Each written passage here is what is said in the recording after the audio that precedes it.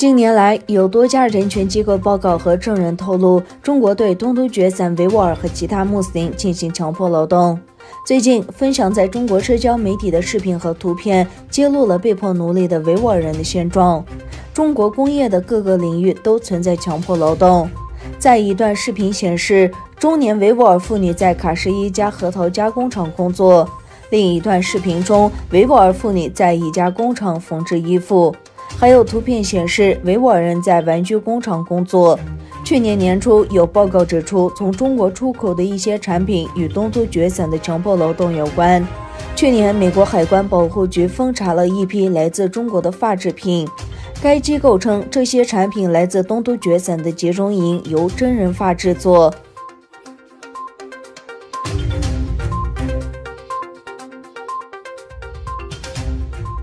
在德国首都柏林，一群示威者抗议中国对东突厥散维吾尔人的政策。托登霍夫党在中国驻柏林大使馆前组织的一次游行示威中，抗议者戴着代表维吾尔人的面具。抗议者们戴着手铐，要求抵制将在北京举行的2020年冬奥会。托登霍夫党主席尤尔根·托登霍夫表示，对维吾尔人的处境不能保持沉默。他说，我们不知道中国将对维吾尔人采取什么行动。数百个新营地正在建立，世界保持沉默。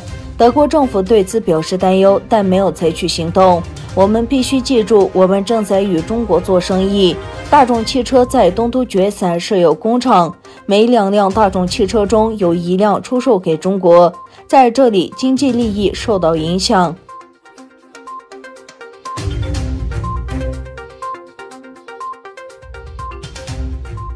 本周六，13架解放军军机进入台湾西南空域，规模创下今年之最。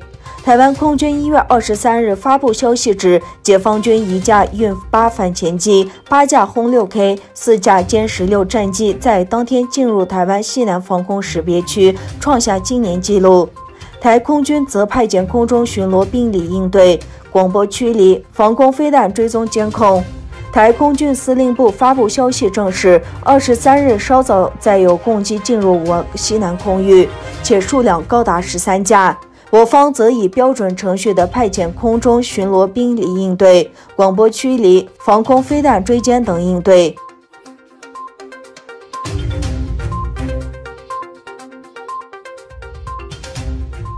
俄罗斯数万民众响应反对派号召，在全国多个城市上街示威，声援被扣押的反对派领袖纳瓦尔尼。周六，俄罗斯首都莫斯科及多个城市，数万民众响应反对派领袖纳瓦尔尼的呼吁，上街示威，要求当局释放纳瓦尔尼。当局出动大批警力，大举拘捕示威者。在莫斯科及圣彼得堡，分别有2万示威者参加抗议活动。周六的示威活动并扩展到俄罗斯10多座城市。在莫斯科，示威者与警方多次发生冲突，警方挥舞警棍殴打示威民众，而示威者向警方投掷雪球。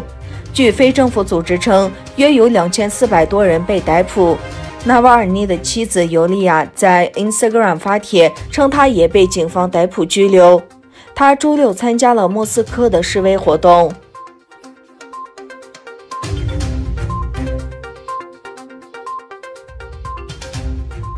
据与 Politico 交谈的3名直接了解程序的人称，脸书拥有的消息应用程序 WhatsApp 可能因违反欧盟数据保护规则而被罚款5000万欧元。